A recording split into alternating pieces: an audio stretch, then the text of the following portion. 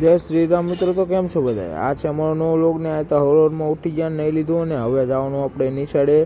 તો મિત્રો હવે આપણે જઈએ નિશાળે ને મળીએ આપણે સાંજે આવ્યા અને સીધા આવતા રહીએ આપણે રામાપીરની આરતી કરવાની તો અહીંયાનું. પછી તો ભાઈ કે હાલે કે દિવેલીઓ ને પછી કે બધા બાપુ એમને બધાને દીવા કરી નાખતો. આપણે જવું હોય દીવા કરવા, ભાઈ આવતો રહ્યા બાપુએ દીવા કરવાનું દિવેલ પૂરી દીધું હોય અને જો દીવો કરી નાખ્યો હોય આપણે.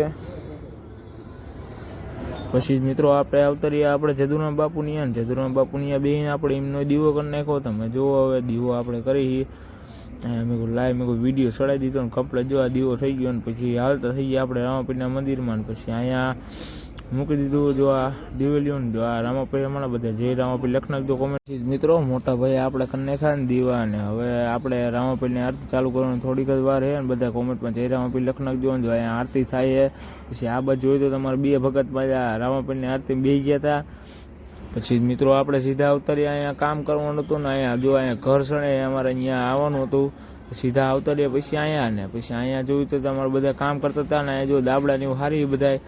પછી તો આ બાજુ જોયું તો તમારો ભાગો ઊભો હતો ને ભાગાને કહી દીધું શું કે બ્લોગમાં લઈ લીધો ને પછી ભાગે દેખાડી દીધું અંગૂઠો ને તો બધા લાઈક કરતા દેજો.